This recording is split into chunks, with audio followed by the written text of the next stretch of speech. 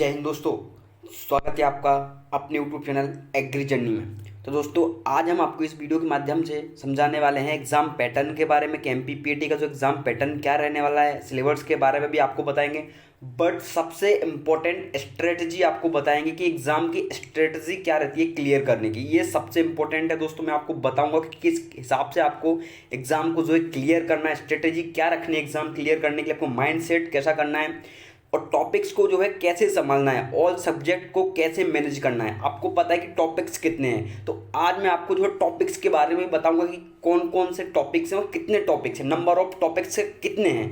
तो अपने को उन टॉपिक्स को कैसे संभालना है, कैसे उन टॉपिक्स को अपन मैनेज करें और किस प्रकार से अपने को पढ़ाई करनी है कि अपना एग्जाम जो है क्लियर हो जाए, है ना। और सिलेबस के बारे में भी हम आपसे बात करेंगे इस वीडियो में। और टोटल सब्जेक्ट मैंने आपको वैसे ही बताया कि टोटल सब्जेक्ट के बारे में बात करेंगे। और सबसे इंपॉर्टेंट है कि आपके एग्जाम के डेट के बारे में बात करेंगे कि जो है आपकी एग्जाम की डेट कब है, आपका एग्जाम जो है कब हो सकता है। तो एग्जाम की डेट के बारे में भी आपसे बात करेंगे। एग्जाम होगा तो उस डेट में क्यों होगा, तो उसके बारे में भी हम आपको बताएंगे। तो टोटल एनालिसिस जो है आपका एमपीपीएटी का 2022-23 का टोटल एनालिसिस करने वाले हैं कि एग्जाम की जो स्ट्रेटजी अपने को क्या रखनी है, किस हिसाब से अपने को सब्जेक्ट को मैनेज करना है और किस हिसाब से अपने को सिलेक्शन लेना है, ठीक है। तो और टोटल ऑफ सीट्स भी हम जानेंगे, नंबर ऑफ सीट्स कितनी है टोटल, ठीक है। तो ये संपूर्ण एनालिसिस करने वाले हैं हम इस वीडियो के माध्यम से। तो अगर लेकिन दोस्तों अगर चैनल पर नए हैं तो प्लीज़ चैनल को सब्सक्राइब करके रखिएगा। मैं आपसे एक बार बोल रहा हूँ क्योंकि मेहनत बहुत लगती है, आपको पता है, बट आपके तो पैसे नहीं लगते। तो प्लीज़ चैनल को एक बार जरूर सब्सक्राइब करके रखिएगा। पास में बेल आइकन है उसको भी प्रेस कर लें ताकि आने वाली हर वीडियो को नोटिफिकेशन आप तक सबसे पहले मिले। और दोस्तों एग्रीकल्चर की छोटी छोटी जानकारी, वैकेंसीज की जानकारी, किसी प्रकार की जानकारी के लिए आप हमारे इंस्टाग्राम चैनल पर जुड़ सकते हो। उसकी लिंक मैंने डिस्क्रिप्शन दे रखी है, वहाँ पे आप किसी प्रकार का डाउट पूछ सकते हैं। क्वेश्चन का डाउट, आपको किसी प्रकार का कोई डाउट हो तो आप मैसेज करके पूछ सकते हैं। लिंक मैंने डिस्क्रिप्शन में दे रखी है, ठीक है। तो चलिए दोस्तों स्टार्ट करते हैं। सबसे पहले हम आपसे बात करेंगे एग्जाम के पैटर्न के बारे में, ठीक है। कि हम नंबर वाइज दोस्तों जानेंगे एग्जाम पैटर्न के बारे में, सिलेबस के बारे में। तो नंबर जो है हम क्रम से जानेंगे इस वीडियो में, ठीक है। तो सबसे पहले हम आपसे बात करेंगे सिलेबस के बारे में। तो सिलेबस के बारे में अगर हम आपसे बात करें एग्जाम पैटर्न के बारे में, तो एग्जाम पैटर्न के बारे में आपको पता ही है दोस्तों एग्जाम पैटर्न जो है क्या रहने वाला आपका एमपीपीटी का। तो जो AG 1 2 3 वाले जो स्टूडेंट्स हैं उनको पता है कि हमारा क्या क्या सिलेबस रहने वाला है। देखिए आप AG 1 2 वालों का जो सिलेबस है, नंबर ऑफ जो है क्वेश्चंस क्या रहने वाले हैं और ये पूरा टोटल एनालिसिस करेंगे हम इस वीडियो में। जैसे आप देख सकते हैं AG 1 2 3 के जो स्टूडेंट्स हैं, तो AG 1 में आपको पता है कि आपकी 100 नंबर की आती है और AG 2 और AG 3 आपकी 50-50 नंबर की आती है, ठीक है। तो AG 1 में आपको पता है कि आपका कौन कौन से टॉपिक्स आते हैं, फिजिक्स आती है, केमिस्ट्री आती है, बायोलॉजी आती है और मैथ्स आती है, ठीक है। तो AG 1 2 3 में आपका जो है 100 नंबर का ये टॉपिक्स आता है, जिसमें 25-25 क्वेश्चन आपके फिजिक्स, केमिस्ट्री, बायोलॉजी इनके मैथ्स के इनके रहते हैं, ठीक है। और अगर बात करें 50-50 क्वेश्चन, आपको पता है सबसे वेटेज वाले आपकी ये दो ही टॉपिक्स है। ये आपको सबसे ज़्यादा जो है एमपीपीटी में आपकी सिलेक्शन के सबसे ज़्यादा चांसेस ये दोनों सब्जेक्ट में ही होते हैं दोस्तों, एग्रीकल्चर और पशुपालन, क्योंकि ये 50-50 नंबर के आते हैं, ठीक है। अगर आपने दोस्तों इनमें से 40-40 क्वेश्चन भी सही कर दिए तो आपको पता है कि आपकी रैंक कहाँ जाएगी और आपका जो सिलेक्शन कोई नहीं रोकने वाला, ठीक है। आपको पता है दोस्तों, बखूबी आप इस चीज़ को जानते हैं, ठीक है।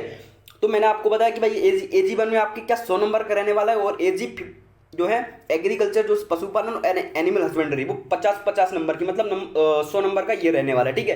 तो दोस्तों आप कितना भी कर लें इनमें, आप दोस्तों बहुत मुश्किल से, मेरे हिसाब से मैं अपना आंकड़ा बता रहा हूँ, आप कितना भी एग्रीकल्चर फर्स्ट में पढ़ लें, आप दोस्तों 70 प्लस से ज़्यादा, 70 नंबर से ज़्यादा दोस्तों आपके बहुत मुश्किल से, बाकी आपकी मैथ्स बहुत बेहतर होगी, केमिस्ट्री बहुत बेहतर होगी, फिजिक्स बहुत बेहतर होगी, तो ही आप दोस्तों 70 प्लस जाने वाले हैं। बट मैं आपको बताऊं कि 70 प्लस बहुत मुश्किल से दोस्तों आप जाने वाले हैं, है ना, क्योंकि ये बहुत टफ होती है। थोड़ी देखो टफ होती है चीज़, मैं आपको बता रहा हूँ, फिजिक्स से थोड़ी टफ होती है और केमिस्ट्री भी देखो टफ तो कोई नहीं होती है, बट अपने को लगती है टफ, है ना, हर किसी को टफ लगती है। मैं आपको बता रहा हूँ अगर आप तैयारी करोगे तो आपको सबसे पहले आप क्या पढ़ोगे, एग्रीकल्चर और पशुपालन। तो एग्रीकल्चर पशुपालन अगर आप पढ़ते हो तो इनको जो है स्ट्रेटजी बना के पढ़ो दोस्तों, किस प्रकार से इनको पढ़ना है, ठीक है। और किस प्रकार से उसके बारे में आपको बताएंगे हम, किस प्रकार से आपको पढ़ना है, क्वेश्चन कैसे लगाने हैं, ठीक है। बाकी आपको दोस्तों पता है कि वेटेज वाले चैप्टर कौन पे, इन पे ज़्यादा जो है दोस्तों अपन फोकस रखिएगा अपना एग्रीकल्चर पशुपालन पे। और देखो आपको पता है बायोलॉजी पे, इसमें टॉपिक्स में आप बायोलॉजी पे फोकस रख सकते हो, है ना। और केमिस्ट्री आपसे बन जाएगी। केमिस्ट्री को आपको मैं बताऊँ 25-25 नंबर के टॉपिक्स आते, तो अपने को ज़्यादा नंबर नहीं चाहिए भाई। अगर हर सब्जेक्ट में अपने को 15 नंबर भी आते हैं ना, 15 नंबर ही अपने हर सब्जेक्ट में रहते, तो आप जोड़ के देख लीजिए कि आपके नंबर क्या आ रहे हैं, ठीक है। कट ऑफ के आप बिल्कुल प्लस में हो, आप 120 प्लस में हो। मैं आपको बता रहा हूँ हर सब्जेक्ट से अगर आप 15-15 नंबर भी जोड़ते हो ना, कि 15 केमिस्ट्री से, 15 बायोलॉजी से, 15 फिजिक्स से।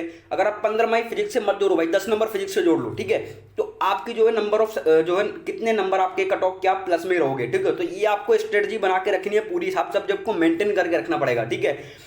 अगर हम आपसे बात करें पीसीएमबी, फिजिक्स, केमिस्ट्री और बायोलॉजी। पीसीएमबी तो आपको पता है भाई, फिजिक्स जो है आपकी 200 नंबर का पेपर तो आपको पता है कि आता है। तो फिजिक्स आपकी 50 की, केमिस्ट्री 50 की और बायोलॉजी आपकी 100 नंबर की रहने वाली। इनमें बायोलॉजी बहुत इंपॉर्टेंट है, बायोलॉजी बहुत महत्वपूर्ण है, आपको पता है। तो नीट की जो बायोलॉजी आती है, आईसीआर की जो बायोलॉजी आती है, सेम बायोलॉजी उसमें जो आपकी पीटी में रहती है, आपको पता है इसका। तो आप एनसीईआरटी इसमें ज़्यादा से ज़्यादा एनसीईआरटी बेस्ड क्वेश्चन ज़्यादा लगाएं, एनसीईआरटी की जो है लैंग्वेज पे ज़्यादा फोकस करें, ठीक है।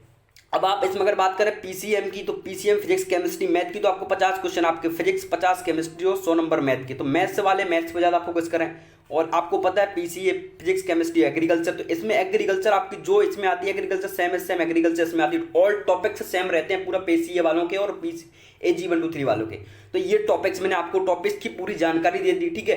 अब हम आपसे बात करेंगे एग्जाम के डेट के बारे में, फिर हम स्ट्रेटजी भी आपको बताएंगे किस प्रकार से आपको पढ़ाई करनी, याद रखिएगा दोस्तों, ठीक है। एग्जाम के अगर डेट की हम आपसे बात करें तो एग्जाम डेट आप ये देख सकते हैं जून से जुलाई में, जो कि आपका एग्जाम होने की अधिकतर आपकी संभावना दोस्तों जून से जुलाई में, मैं बताऊं 99.9% जो कि आपका एग्जाम जो है जून से जुलाई में होगा। क्यों होगा? क्योंकि उनको सेशन मिलाना रहेगा, क्योंकि 2 से 3 साल से आपको पता है लॉकडाउन जब से लगा है तब से क्या दोस्तों आपका सेशन पूरा बिगड़ा हुआ है। एग्जाम का, एग्जाम लेने का जो सेशन ना वो पूरा जो है बिगड़ा हुआ है। अब आप देख सकते हैं अभी आपके मई में जो एग्जाम स्टार्ट हो जाएंगे, ठीक है। किन के एग्जाम स्टार्ट हुए? जो कॉलेज में फर्स्ट ईयर बीएससी एग्रीकल्चर में या हॉर्टिकल्चर में फर्स्ट ईयर के स्टूडेंट्स जो पहुंचे हैं, तो उनके जो है मई में आपको पता है 9 मई से एग्जाम स्टार्ट हो रहा है। तो उनको जो है दोस्तों पूरा सेशन मिलाना रहेगा, क्योंकि आपका जब ये एग्जाम हो जाएगा ना तो इस एग्जाम के बाद जो आपकी एमपीपीटी के जो पेपर होने के चांसेस ज़्यादा बढ़ जाए, क्योंकि उनके जो एग्जाम क्लियर हो जाएंगे, कंप्लीट हो जाएंगे। इसके बाद दोस्तों आप ये देख सकते हैं कि आपका जो है ये सेशन, क्योंकि यूनिवर्सिटीज जो है एग्जाम में बिजी रहेगी, कॉपी चेक में बिजी रहेगी, तो मई तो पूरा जो है कॉपी चेक में जो है यूनिवर्सिटीज का जाने वाला है, ठीक है। अब मई के बाद क्या आता है? जून जुलाई। तो जो है आपकी डेट अनाउंसमेंट वो कब करेंगे? जून से जुलाई में। आप ये कंफर्म मान के चलिएगा जून से जुलाई में आपके 19 मैंने बोला 99.9% जो आपके एग्जाम जून से जुलाई में आपके कंफर्म जो है एग्जाम हो जाएंगे। फॉर्म डल जाएंगे, मैं बता रहा हूँ जून में आपके फॉर्म डलते तो जुलाई में आपका एग्जाम हो जाएगा। 28 जुलाई के आसपास या 27 जुलाई के आसपास आपकी जो एग्जाम डेट आ जाएगी, आपका एग्जाम हो जाएगा। तो इसलिए मैंने ये आपको डेट बता रहा हूँ कि जून से जुलाई में आपके एग्जाम जो है हो सकती है। एग्जाम डेट एमपीपीटी 2022-23 जून से जुलाई के आसपास जो है हो सकती है, ठीक है। अब आपको पता है दोस्तों अपने को एक चीज सबसे इंपॉर्टेंट जो कि याद रखनी है एग्जाम की तैयारी करते टाइम, अपने को सबसे इंपॉर्टेंट चीज क्या याद रखनी है भाई? सबसे इंपॉर्टेंट चीज अपने को याद रखनी है कि सीट्स कितनी है। सीट्स अगर आप याद रखोगे ना तो और बेहतर तरीके से आपसे मेहनत होगी। तो टोटल अगर सीट की बात करें तो 1158 सीट्स है दोस्तों, याद रखिएगा। उसी हिसाब से अपने को मेहनत करनी है, ये आपको पता है ना, कि 1158 सीट्स हैं। और किस कैटेगरी में क्या सीट्स है आपने पूरा इस साल का कट ऑफ देख लिया होगा, किस प्रकार का कट ऑफ रहा है। जनरल वालों का क्या हाल रहा है, ओबीसी वालों का क्या हाल रहा है, एससी वालों का क्या हाल रहा है, एसटी वालों का क्या हाल रहा है। तो याद रखिएगा दोस्तों, उसी हिसाब से अपने को तैयारी करनी है, क्योंकि 1158 सीट्स में एक सीट सब क्या चाहिए अपने को चाहिए। तो अपने को सिर्फ एक सीट से मतलब है और उसी हिसाब से अपने को तैयारी करनी है दोस्तों। मैं आपको मिनिमम बताऊं ना, देखो एमपीपीटी की तैयारी जो भी करते हैं उनमें दिमाग नहीं चाहिए रहता। मैं आपको पहले ही बता रहा हूँ, दिमाग की उसमें कोई जरूरत ही नहीं होती है। जरूरत होती है दोस्तों मेहनत की, याद रखिएगा। किसकी? मेहनत। सबसे इंपॉर्टेंट वर्ड होता है मेहनत। तो उसमें जरूरत होती है मेहनत की, क्योंकि दिमाग तो दोस्तों दिमाग वाले एग्जाम आपको पता है, IIT नीट ये दिमाग वाले एग्जाम है। मैं आपको बात बताऊं, मेहनत वाला अगर कोई एग्जाम है तो वो एमपीपीटी सबसे इजी एग्जाम है, सबसे सरल एग्जाम है दोस्तों। आपको पता है फाइट करने के लिए एग्रीकल्चर, बट आप अपने मेन सब्जेक्ट में दोस्तों कमांड रखिएगा, ठीक है। तो मेहनत की सबसे ज़्यादा जरूरत होती है एग्जाम में।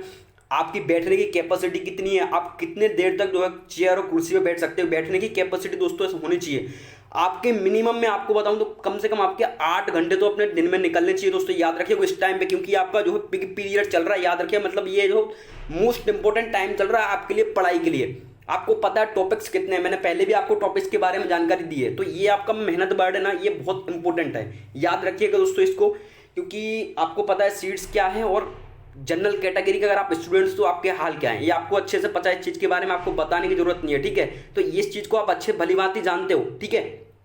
तो अगर हम बात करें एग्जाम क्लियर की, तो एग्जाम क्लियर के लिए जो अपने को स्ट्रेटजी क्या रखनी है, ठीक है, ये बहुत इंपॉर्टेंट और बहुत महत्वपूर्ण बात मैं आपको बता रहा हूँ, याद रखिएगा, नोट कर ले इस चीज़ को आप, कि बहुत ही इंपॉर्टेंट बात मैं आपको बता रहा हूँ, ठीक है। सबसे पहले आपको क्या करना है कि भाई अपने को सबसे पहले मजबूत करना है थ्योरी, आप जिस भी चैप्टर की थ्योरी पढ़ रहे हो, जैसे कि आप एग्रीकल्चर का एग्रोनॉमी चैप्टर पढ़ रहे हो, ठीक है, तो एग्रोनॉमी से जितने भी संबंधित, जितने भी अपने को पता है कि भाई ये अपने लिए महत्वपूर्ण है, तो उनको रेड डॉट करके, उनको नोट करके उनको लिख लीजिएगा एक कॉपी पेन में। अपने को लगता है भाई ये न्यू डाटा बेस्ड क्वेश्चन क्योंकि अधिकतर आते हैं एग्जाम में, तो अपने को जो है थ्योरी पे ज़्यादा से ज़्यादा फोकस करना है, क्योंकि अगर थ्योरी अपनी मजबूत होगी तो क्वेश्चन तो ऑटोमेटिक ही बनेंगे। क्योंकि अगर देखो क्वेश्चन तो चार ऑप्शन रहते हैं, ठीक है, तो चार ऑप्शन में आपको पता है आपकी थ्योरी मजबूत है ना, तो आपको चार ऑप्शन के बारे में पता रहेगा। अगर आपसे पूछता है कि मसूर का बॉटनिकल नेम क्या है, तो अपने ने बॉटनिकल नेम पूरे याद कर रखे, तो अपने से बॉटनिकल नेम बनेगा ना भाई, क्यों नहीं बनेगा, ठीक है। अपने को टाइम कम भी हो, क्यों नहीं बनेगा भाई, बिल्कुल बनेगा। अब क्योंकि अपने को याद है, थ्योरी मजबूत है, तो हर टॉपिक्स की मैं बार बार आपसे बात करूं कि हर टॉपिक्स की जो है थ्योरी इतनी मजबूत रखिएगा, इतनी कमांड रखें थ्योरी में कि आपसे मतलब कोई कहीं भी कोई भी क्वेश्चन पूछ ले कि क्या क्या है। देखो मैंने भी एग्जाम की तैयारी की थी, मैं आपको बताऊं, है ना, तो थ्योरी तो इतनी थ्योरी मतलब मजबूत रखी थी। मैं बताऊं सबसे ज़्यादा मजबूत मेरा अगर कोई टॉपिक्स पूछता है तो बायोलॉजी बहुत मजबूत थी मेरी, बायोलॉजी। इसके बाद मेरी एग्रीकल्चर कुछ थोड़ी मोड़ी मजबूत थी, बट बायोलॉजी मजबूत थी मेरी, क्योंकि थ्योरी में कमांड पकड़ रही थी, ठीक है। तो थ्योरी सबसे ज़्यादा इंपॉर्टेंट है दोस्तों, याद रखिएगा। थ्योरी के बिना दोस्तों कुछ भी नहीं होता है। कभी आप एक क्वेश्चन भी आप थ्योरी के बिना सॉल्व नहीं कर सकते हो अगर थ्योरी आपकी मजबूत नहीं है, क्योंकि ऐसे क्वेश्चन प्रैक्टिस करने से भी कोई मतलब नहीं कि आपकी थ्योरी मजबूत नहीं है, आप क्वेश्चन प्रैक्टिस लगाने बैठेगा तो कोई मतलब नहीं है ऐसे क्वेश्चन लगाने से। मैं आपको बार बार यही बात बता रहा हूं कि ऐसे क्वेश्चन लगाने से कोई मतलब नहीं, क्योंकि ऐसा नहीं कि आप ही तैयारी नहीं कर रहे हैं। और एमपी में आपको पता है कि भाई हर साल इसी बार जो कोरोना में ही फॉर्म कम डले हैं, बाकी हर बार मैं आपको बताऊं 30-40 हज़ार प्लस फॉर्म डलते हैं दोस्तों। कितने हज़ार? 30 से 40 हज़ार प्लस फॉर्म डलते हैं एमपी पीएटी में। याद रखिएगा दोस्तों, 30 से 40 हज़ार प्लस फॉर्म डलते किसके लिए? सिर्फ 1058 सीट्स के लिए दोस्तों, है ना। तो आप इकलौते नहीं है जो एमपी पीएटी की तैयारी कर रहे हैं, ऐसे बहुत से स्टूडेंट्स हैं जो एमपी पीएटी की तैयारी कर रहे हैं, है ना। तो इसीलिए अपने को इनसे फाइट करके अपने को एक सीट लेना, इसलिए इनसे अलग मेहनत करनी पड़ती है, कुछ अलग चलना पड़ता है, कुछ अलग करना पड़ता है। तो आपको पता है कि किस प्रकार से अपने को क्या पढ़ाई करनी है, आपको समझाने की जरूरत नहीं है, क्योंकि आप 12th पास करके आए हो तो आपको उस चीज़ के बारे में पता है कि अपने को किस हिसाब से पढ़ना है। क्योंकि पढ़ने वाले दोस्तों पढ़ रहे हैं, याद रखिएगा। सिर्फ आपका टाइम तो निकल रहा है, आप अगर मस्ती कर रहे हो तो कर ही रहे हो दोस्तों, याद रखिएगा। क्योंकि आप मस्ती कर रहे हो, जो सामने वाला बंदा है वो सीरियस होकर पढ़ रहा है, ठीक है। क्योंकि दोस्तों सिलेक्शन ऑब्वियसली सी बात है कि आपका सिलेक्शन नहीं होगा। जो दोस्तों 8 घंटे और 10 घंटे पढ़ाई करेगा चेयर पे बैठ के, दोस्तों उसका सिलेक्शन होगा कि आपका सिलेक्शन होगा। आप मेरे को जरा एक बार बताएं। तो दोस्तों सीधी सीधी बात है, जो मेहनत करेगा वो आगे जाएगा, ठीक है। ये सबसे इंपॉर्टेंट बात है दोस्तों। वो भले ही कैटेगरी, जनरल कैटेगरी, कोई भी कैटेगरी का हो, याद रखिएगा आप, उससे कोई फर्क नहीं पड़ता है भाई। फर्क पड़ता है एक टाइम तक फर्क पड़ता है, उसके बाद दोस्तों कोई फर्क नहीं पड़ता कि आपकी कैटेगरी क्या क्या है। देखो अपने को तो मेहनत से मतलब है कि अपने को मेहनत करिए, मेहनत लेके अपने को एक सीट चाहिए, ठीक है। तो ये बहुत इंपॉर्टेंट स्ट्रेटजी है, मैं आपको सबसे पहले बता देता हूँ। आप किसी भी सब्जेक्ट में कमांड पकड़ें तो सबसे पहले अपनी थ्योरी मजबूत करें। इसके बाद दोस्तों सबसे इंपॉर्टेंट होता है आपके लिए क्वेश्चन प्रैक्टिस। ज़्यादा से ज़्यादा जो है क्वेश्चन प्रैक्टिस करिएगा दोस्तों। किसी भी सब्जेक्ट में अगर आपकी थ्योरी, देखो मैं बताऊँ, जैसे कि आपने कोई टॉपिक्स किया आपका, तो आपने जैसे मैं बताऊँ आपको हॉर्टिकल्चर टॉपिक्स है, ठीक है, क्योंकि आजकल एग्जाम में हॉर्टिकल्चर से ज़्यादा संबंधित क्वेश्चन आते हैं, क्योंकि हॉर्टिकल्चर में ज़्यादा क्वेश्चन आते हैं एमपी पीएटी वालों के लिए। तो हॉर्टिकल्चर में क्या है कि भाई ज़्यादा से ज़्यादा क्वेश्चन प्रैक्टिस करिए। आप जितने भी क्वेश्चन प्रैक्टिस करेंगे हॉर्टिकल्चर में फल परिरक्षण से संबंधित बहुत ज़्यादा क्वेश्चन आते हैं, बहुत लैंग्वेज घुमा के क्वेश्चन आते हैं। तो आप उन क्वेश्चनों की जितनी ज़्यादा प्रैक्टिस करेंगे उन क्वेश्चनों में उतनी ज़्यादा आपकी कमांड बन जाएगी। तो उन क्वेश्चनों में, क्योंकि आपने उन क्वेश्चनों की प्रैक्टिस कर रखी है, और उन क्वेश्चनों के साथ साथ आपकी जो है थ्योरी भी मजबूत हो जाएगी उन क्वेश्चन के, क्योंकि आपने उन क्वेश्चनों को हर टाइप से पढ़ा है। क्योंकि फल परीक्षण को आगे कर दिया, पीछे कर दिया, अपने को उससे कोई फर्क नहीं पड़ता है। अपने को क्वेश्चन आना चाहिए, आंसर बनना चाहिए, अपने को सामने दिख जाना चाहिए कि भाई इसका आंसर ये है, 4 ऑप्शन दिए तो इसका आंसर ये है। तो ये क्वेश्चन प्रैक्टिस आपकी तब तक होनी चाहिए। क्वेश्चन प्रैक्टिस ज़्यादा से ज़्यादा क्वेश्चन प्रैक्टिस करिए, इतने क्वेश्चन लगाइए सबसे ज़्यादा। अब मैं बता रहा हूँ आपके लिए क्वेश्चन प्रैक्टिस के लिए, तो मैं ही आपके लिए बैठा हूँ, आप बस मेरा साथ दीजिएगा। मैं क्वेश्चन प्रैक्टिस के लिए तो मैं हूँ आपका। इतने सारे एमसीक्यू लाऊंगा आपके लिए, क्वेश्चन सारे एग्रोनॉमी के हों, पशुपालन के हों, बायोलॉजी के हों, हर सब्जेक्ट के दोस्तों एमसीक्यू आपके लिए लाता रहूँगा। बस आप क्वेश्चन प्रैक्टिस करिए और थ्योरी पर ज़्यादा ध्यान दीजिए, ठीक है। इसके बाद नंबर थर्ड बात क्या होती है? नंबर थर्ड बात होती है आपकी 1 वीक में रिवीजन सबसे इंपॉर्टेंट चीज़ है दोस्तों। आप किसी भी टॉपर से किसी भी पूछ लेगा कभी भी कि उसका सबसे इंपॉर्टेंट और सबसे ब्रह्मास्त्र क्या रहा है, तो उसका सबसे ब्रह्मास्त्र रहा है दोस्तों कि उसने एक हफ्ते में जो भी पढ़ा है उसने एक हफ्ते में उस चीज़ का रिवीजन किया है। याद रखिएगा दोस्तों, रिवीजन सबसे इंपॉर्टेंट चीज़ है। पढ़ता हर कोई है, आपको भी ये चीज़ बताए कि पढ़ता हर कोई है। पशुपालन और एग्रीकल्चर जो है हर कोई पढ़ता है, मैं आपको बताऊँ, ऐसा नहीं है कि क्योंकि वो इजी है, सब पढ़ते हैं, पशुपालन और एग्रीकल्चर सब पढ़ते हैं, रिवीजन सब नहीं करते, ये आपको पता है, रिवीजन सब नहीं करते, रिवीजन जो करते हैं वही सिलेक्ट हो जाते हैं दोस्तों, याद रखिएगा आप। सबसे इंपॉर्टेंट बात होती है कि अगर आप टॉपिक्स पढ़ते हैं, माना कि आपने कोई एग्रोनॉमी या फर्टिलाइजर टॉपिक्स पढ़ा है, तो उसका क्वेश्चन लगा के आप क्या कर देते हैं कि बहुत से स्टूडेंट क्वेश्चन लगाए, जल्दी जल्दी क्वेश्चन लगा के टॉपिक कंप्लीट कर, उनका मेन मकसद क्या रहता है कि चैप्टर कंप्लीट होना चाहिए। भाई मैंने मकसद वो नहीं रहना चाहिए कि आपने ना वो चैप्टर कंप्लीट का मकसद नहीं होना चाहिए, मकसद होना चाहिए कि आपने ना टॉपिक से सीखा क्या है, ये इंपॉर्टेंट है आपके लिए। तो आप क्या एक स्ट्रेटजी बनाएं इसके बाद कि अपने को एक वीक में, एक सप्ताह में जो भी अपने टॉपिक्स पढ़ें, जितने सारे भी टॉपिक्स पढ़े हैं उनका रिवीजन करना है। कब? संडे के दिन।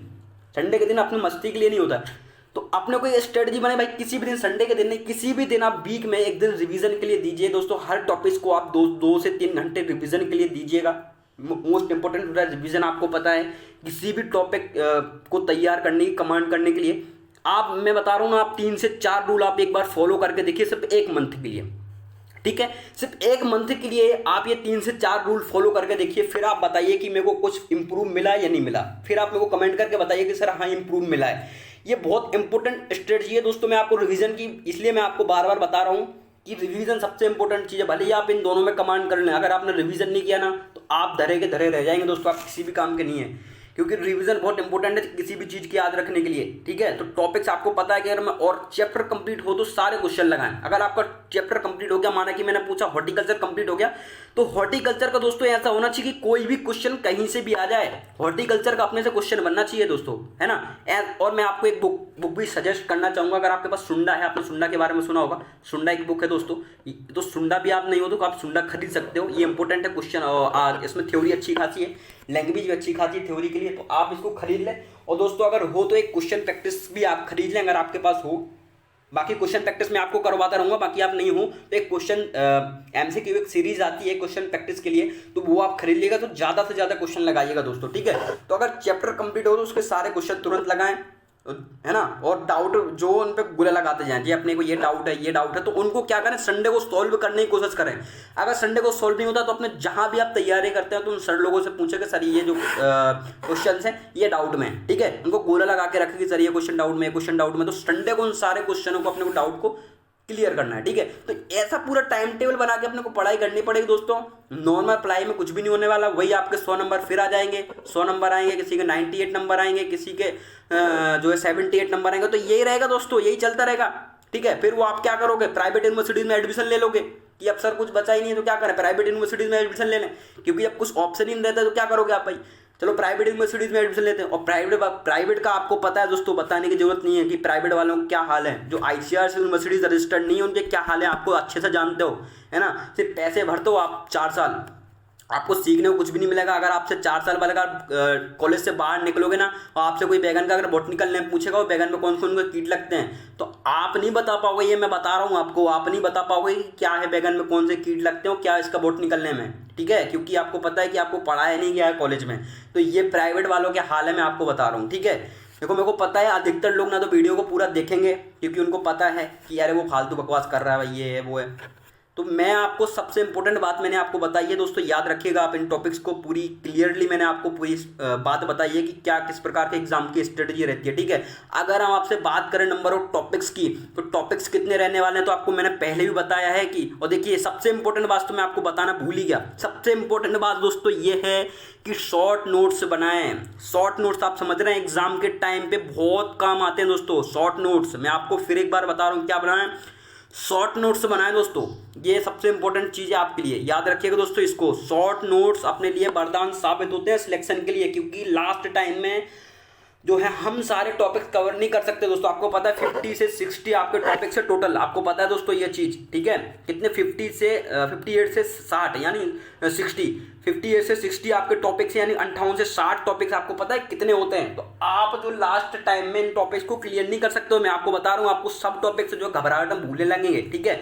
तो वो उस टाइम पे क्या काम आएगा अपने को, उस टाइम पे शॉर्ट नोट्स आपके काम आएंगे, याद रखिएगा दोस्तों। हर टॉपिक्स के शॉर्ट नोट्स बना लीजिएगा, नहीं तो फिजिक्स और केमिस्ट्री और मैथ के तो जो है आप शॉर्ट नोट्स बना के ही रख लें, क्योंकि इनके जो फार्मूला बेस्ड फार्मूला, इनको फिजिक्स के शॉर्ट नोट्स में आप फार्मूला लिख लें और थोड़ी थोड़ी जो मात्रक वगैरह होते हैं उनको लिख लें। मात्रक यानी आपको पता है भाई विद्युत का मात्रक क्या होता है, ऐसे क्वेश्चन बहुत सारे पूछ लेता है आपसे, ऐसा ही मात्रक पूछ लेता है। तो उनसे संबंधित जो छोटे छोटे जो है चीज़ें उनको लिख के रखें। केमिस्ट्री में भी कुछ फार्मूला लिख के रखें, मैथ्स में तो सारे फार्मूले रहते हैं, तो सारे फार्मूलों को अपने को याद रखना है दोस्तों। याद रखिएगा, शॉर्ट नोट बहुत इंपॉर्टेंट चीज़ होती है। आप मैं जो बता रहा हूँ उनको हल्के में ना लेंगे कि ये फालतू चीज़ें बता रहे हैं सर, ये किसी काम की चीज़ नहीं है। मैं आपको सबसे इंपॉर्टेंट बात बता रहा हूँ दोस्तों, क्योंकि ये सब चीज़ें जो है मैंने अपना ही है, बहुत सी चीज़ों को मैंने खुद ने अपना, इसलिए मैं आपको बता रहा हूँ। मैंने कोई ज़्यादा वो नहीं है कि आपको मैं ज़्यादा ज्ञान पेल रहा हूँ भाई, ज्ञान वाली बात नहीं, मैं आपको जो है वो रियलिटी बता रहा हूँ। अगर आपको सिलेक्शन देना, आप नहीं, मैं आपको बता रहा हूँ, अगर आप ये चीज़ें कर लेते तो आप में से 1 साल बाद की जब एग्जाम हो जाए ना, उसके बाद मिलना कि सर हाँ ये चीज़ काम आई थी कि नहीं आई थी। मैं आपको फिर एक बार बता रहा हूँ, ठीक है,